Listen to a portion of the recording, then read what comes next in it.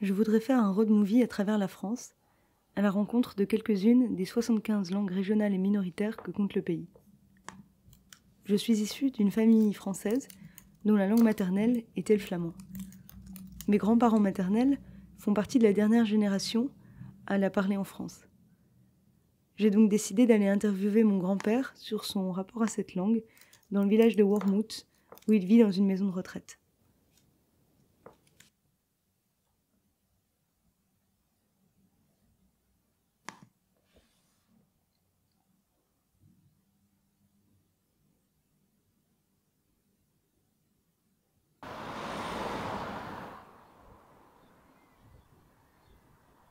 Je voudrais faire un road movie à travers la France, mais j'ai pas le permis. Et la monitrice de mon auto-école a l'air de dire que je suis un cas désespéré. Alors quand on n'a pas le permis, on peut faire de l'autostop. C'est marrant l'autostop. On sait jamais sur qui on va tomber. Un prof, un musicien, un plombier, un chauffeur routier. J'ai même déjà arrêté une voiture diplomatique. C'est un peu un jeu avec le hasard. Enfin, je dis ça, mais la première personne qui m'a conduite ce jour-là, c'est Pierre. C'est un peu la triche. Ça, t'es pas trop en retard? Si, je suis grave en retard. Tu veux que je te dépasse quelque part? L'idée, ce serait de faire du stop, rencontrer des gens qui parlent flamand, ou alors juste des gens qui auraient des histoires à raconter à ce sujet. Ouais, la télé. Exactement. Merci beaucoup. Et du coup, en faisant la carte, je me suis rendu compte qu'il y avait même des patelins que même moi je savais pas comment on les prononçait. Genre. C'est. Je sais plus, attends. Watten? What? What? Non, le truc sur la M là. Comment ça s'appelle? En dessous justement de Watt, il y a un village plus au sud. Sur la M? Tournant M sur la. Ouais, c'est Tourne-M. Mes parents ils disent on va à Tournant. Bah ouais, mais moi j'ai aussi ce réflexe là alors qu'en fait.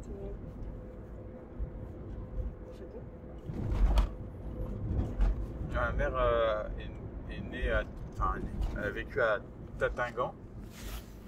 Non, Tatinghem. Et en fait, ça se dit. Et mes parents, et ma mère, enfin toute ma famille dit Tatingan. Alors quand j'ai appris que ça se disait Tatinghem, je disais Tatinghem. Et c'était un peu un déshonneur familial. Et Tatingan. Ah, j'aurais déjà été loin. Bon, c'est pas grave, je vais récupérer par là.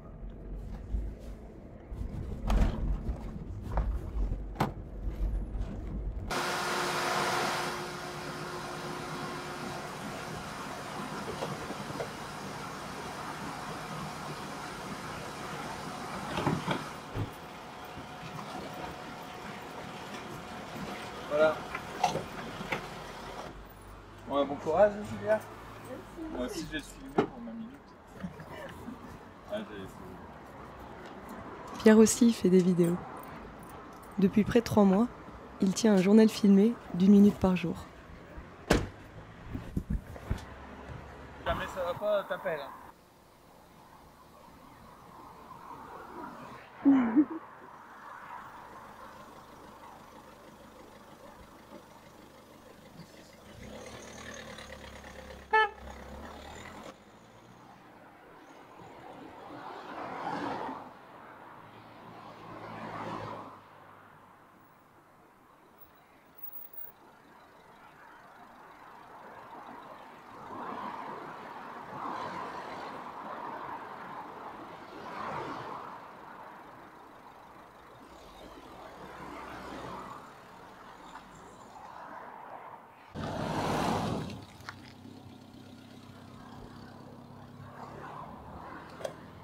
Bonjour, je vais vers Ardres. Ouais, bah, allez-y. C'est bon? Merci.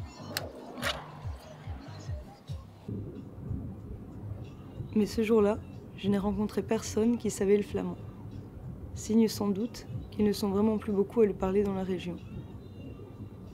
Si on en comptait un peu plus de 150 000 locuteurs en 1806, il n'était plus qu'environ 60 000 au début des années 2000. 20 ans plus tard, on les estime à un peu plus de 30 000. La plupart sont très âgés et la langue, sur le sol français, disparaît.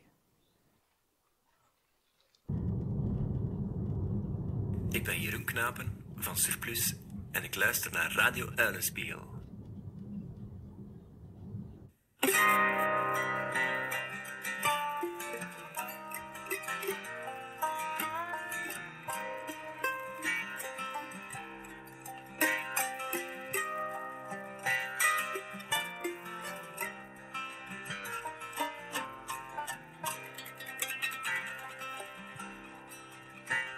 Ze pakte ge mijn hand, mijn linkerhand. Ze leidde het in de schuur.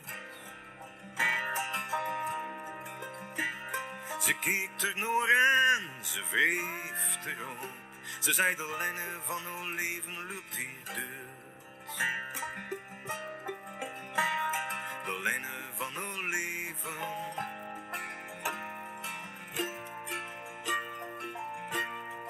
Loopt hier deur.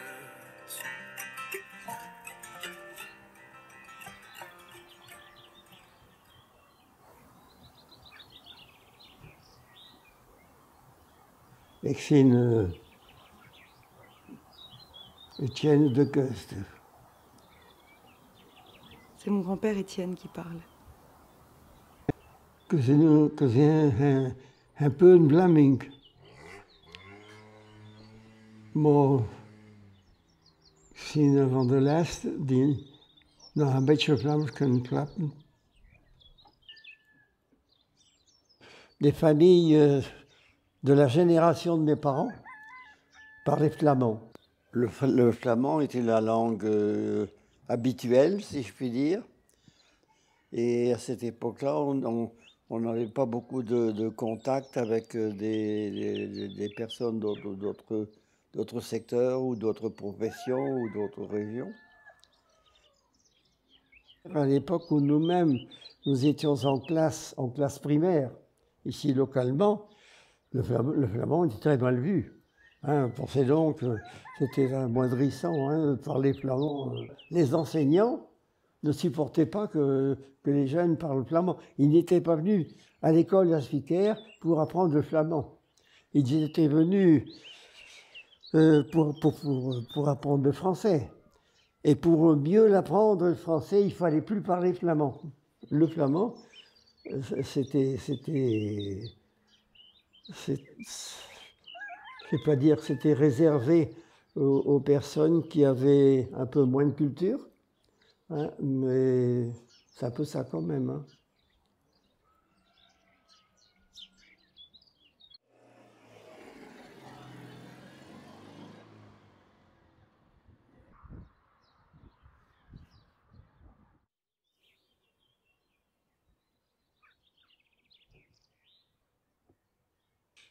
Mes enfants, et petits-enfants bien sûr, je n'en connais, j'ai été prêt à dire aucun qui parle ou qui comprend le flamand.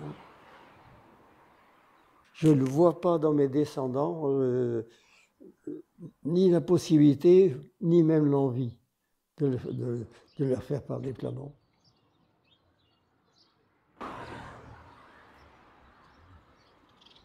Je pense qu'à l'époque où nous étions des enfants autour de 10 ans ou un peu plus, le désir des parents, c'était d'apprendre le français à leurs enfants. C'était ça. Et alors, apprendre le français, le français sans empêcher le flamand. Mais le flamand, c'était quand même un petit obstacle à surmonter, quoi, c'est sûr.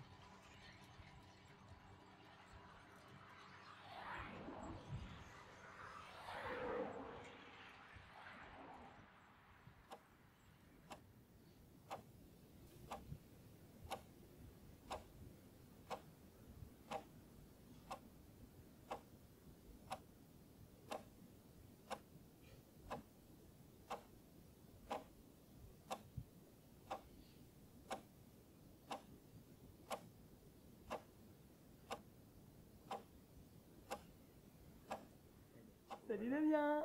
Bah, elle est là, Julia. Bah, il est là Damien. Qu'est-ce qu'il a ramené?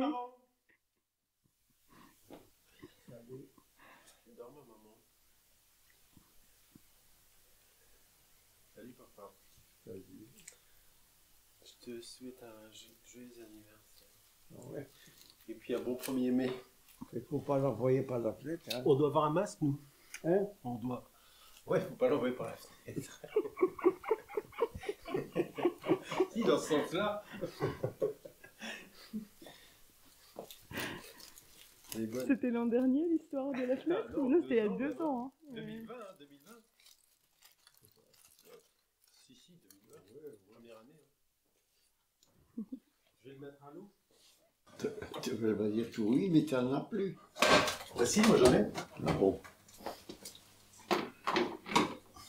Bah, je vais en donner un peu à Julien, c'était très content de m'en avoir. Oh oui, mais enfin, c'est un mamie, hein, moi ça va.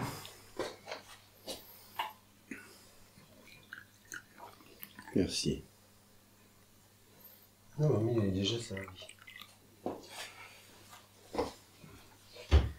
Ah, c'est du sel.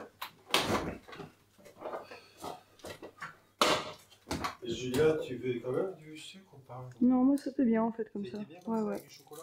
Ouais, parfait.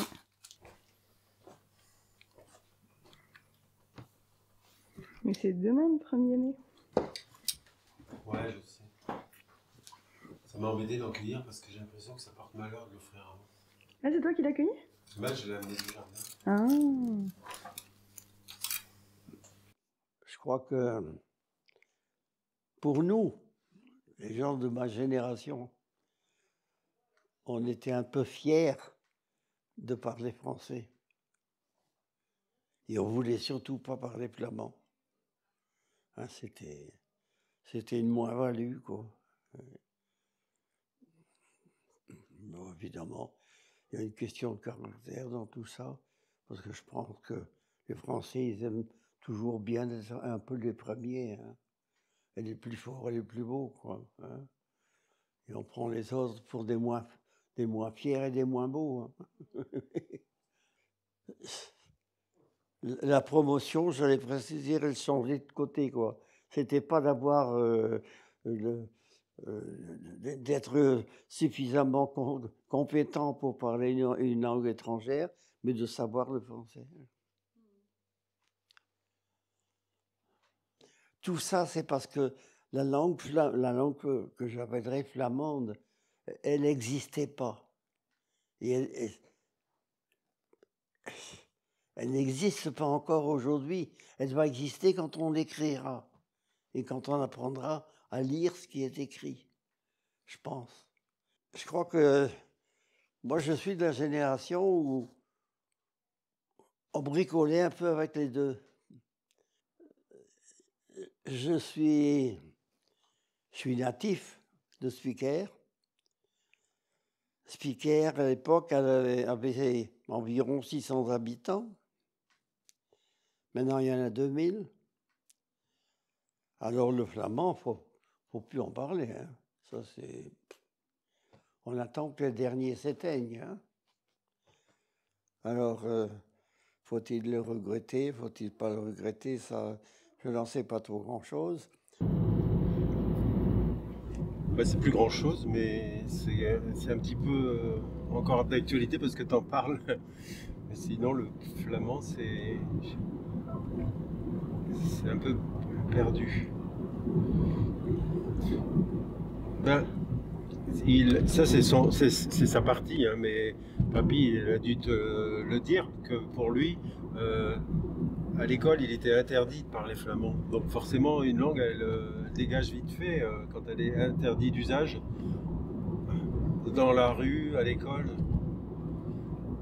et même à la maison. Je crois que papy, son père et ses parents, ils n'acceptaient pas trop de parler avec les enfants en flamand. Donc forcément, une langue, je vois pas comment elle résisterait sans être parlée. Et donc nous, on est arrivé après tout ça et on a un peu vu, les dinosaures. C'est-à-dire qu'on était enfant et on voyait les adultes, je ne vais pas dire les vieux, les adultes et peu à peu les vieux qui parlaient encore flamand. Et on n'avait aucune occasion d'apprendre la langue. C'est qu'après, en grandissant, moi je me souviens que La sensibilisation que j'ai pu avoir avec la langue flamande, c'est quand j'étais au lycée. Au lycée, j'avais quelques copains qui s'intéressaient à ça. Ils étaient plutôt natifs de la frontière d'ailleurs. Ils étaient des Moires, de Uxem, de Hondscott. Donc c'est vraiment des communes frontalières. Et eux, ben, ils étaient plus attachés à respecter la langue, à la faire ressurgir si possible. Et c'était quelques copains comme ça qui faisaient les bals folk le week-end. Et je voyais aussi c'était un peu des résistants. Ils étaient aussi très critiques avec la construction de la centrale nucléaire de Gravelines. Ouais. Et ils tentaient de faire ressurgir des choses du passé.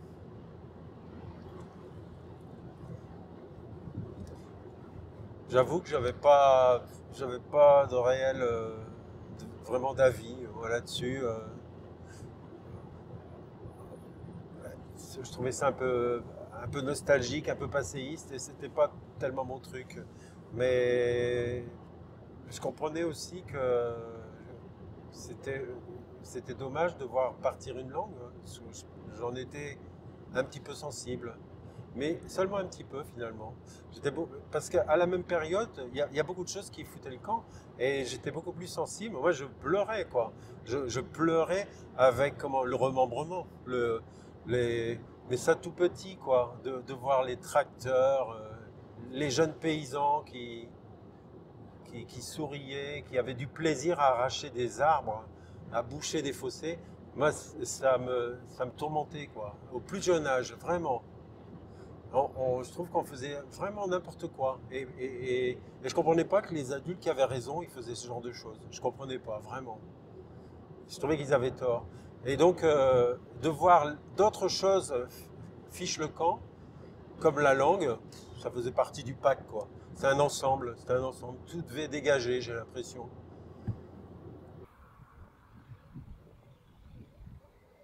Mon grand-père se dit français avec fierté et assurance. Il a été maire de son village natal, Spiker, pendant 18 ans. Il parle français et aussi flamand. Ma mère, elle, ne parle pas flamand. On ne le lui a pas appris. Mais elle se dit flamande et française, car elle est née dans les Flandres.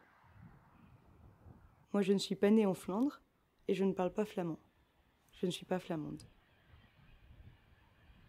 Sur mes papiers d'identité, il y a écrit nationalité française. Mais pour moi, mon identité est plus large.